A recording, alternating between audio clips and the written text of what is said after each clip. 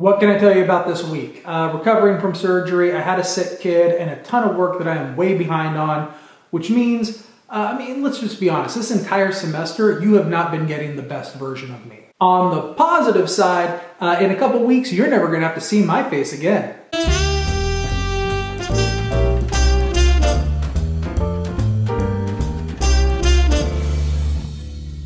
Hey everybody, it is week 16. I am Brian Baker as always, and week 16 we are approaching the end. In fact, this week there's going to be a lot of sort of big lasts for us. Let's start with your last chapter. Your last chapter is chapter 13. Chapter 13 is all about how the internet works, sort of some of the behind the scenes of the internet.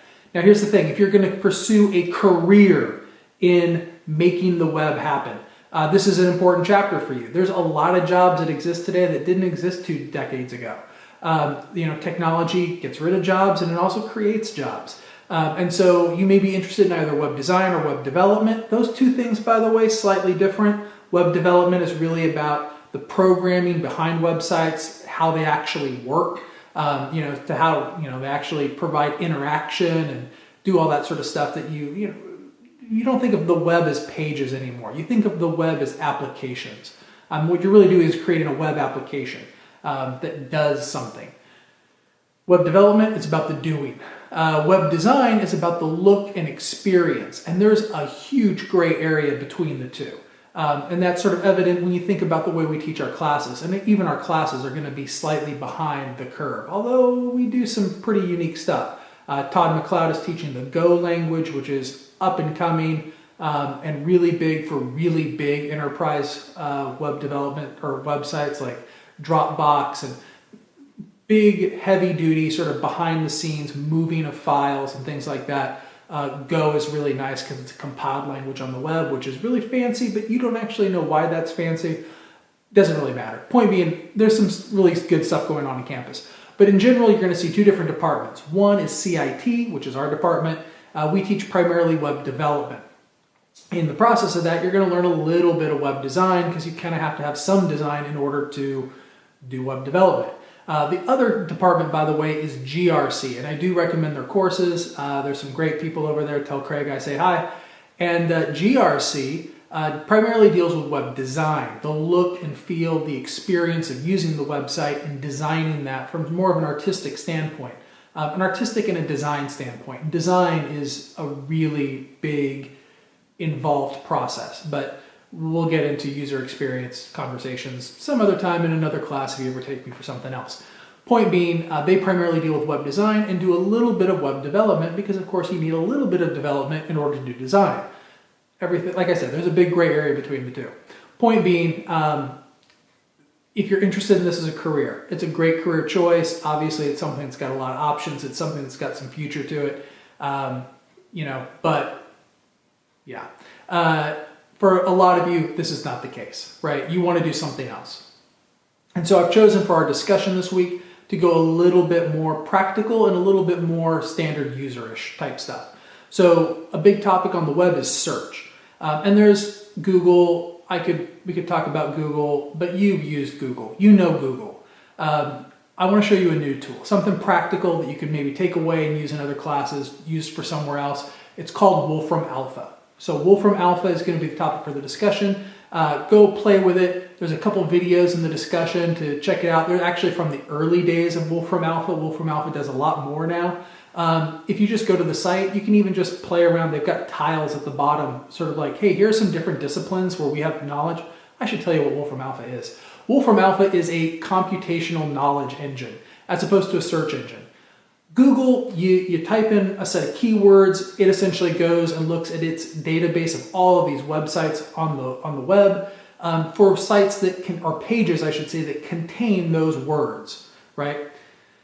So if you wanted to figure out an answer, like let's say, who won Best Actress in 1977, the year I was born.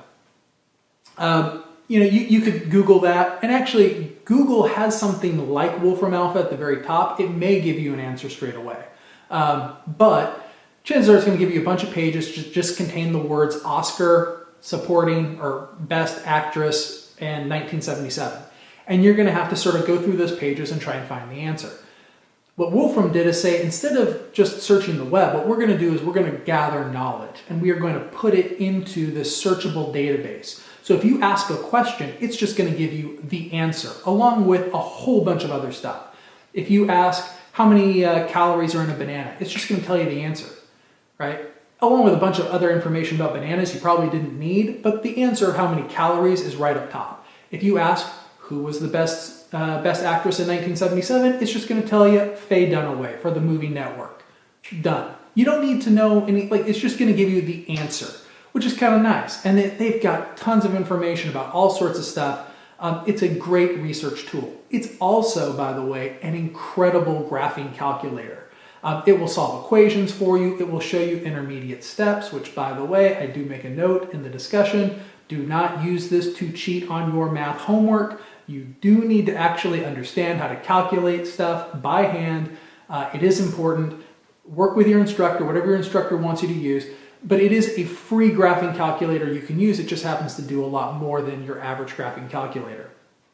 So don't cheat. I've had at least one math instructor complain that I teach students about Wolfram Alpha. At this point, they just need to get over it. They were a bit older, but point being, students are going to know about it. It's a great tool. You should know it. But it can graph for you. It can do all sorts of mathematical stuff because, of course, it comes from the guys who created Mathematica, right? So anyway, play with it. Do some searches. Check out some stuff that you care about. Drug interaction, if you're going into a nursing major, you can pop in the name of any drug and it will give you more information about that drug than you want to know. Chances are you probably bought a book or something that does the same thing and it probably cost you a lot of money. Yeah, Wolfram Alpha will just do it. So point being, whatever your discipline is, your field, take a look at Wolfram Alpha, see what it can do for you, and just tell us, hey, how do you think you could use Wolfram Alpha in a practical way? And by the way, you may already be using Wolfram Alpha and you don't realize it. I mentioned this in the discussion. If you ask Siri for just a question, general knowledge question, like who won Best Actress in 1977, or or what's the population of Brazil, or what was the gross domestic product of Fresno? By the way, you can actually calculate do not search for the unemployment rate in Fresno. Do not do it. It will depress you. Yeah, there's a whole bunch. It'll even give you a chart of the unemployment rate over time. You can kind of see the pattern, which, by the way, is the same pattern you'd see in any agricultural third world country. If you're an economics major, there's a lot of great information, but it's depressing if you include Fresno in the search. So point being, play with Wolfram Alpha, tell us practically how you might use it. That's your discussion for this week. Your, what was I going to say? Your quiz on chapter 13, it's the last quiz, last chapter, last quiz, last discussion, a lot of lasts. And then also PowerPoint, the second lab, your last lab. We're done with labs. And there is no PowerPoint practical or lab test. So this is it for my IT lab this week. If you're done, you are done. So we'll talk about what we're going to do next week. Stay tuned. But point being, that's gone. So PowerPoint second lab, discussion on Wolfram Alpha, quiz on chapter 13. Those are your gradable assignments for the week. And then you are done. So yeah. Hopefully this is a fairly easy week for you, but we'll see. Regardless, I'm going to try to recover in a couple days so that I can do something. I have no idea what the heck I'm doing. Regardless, hope you had a great holiday, and I will see you online.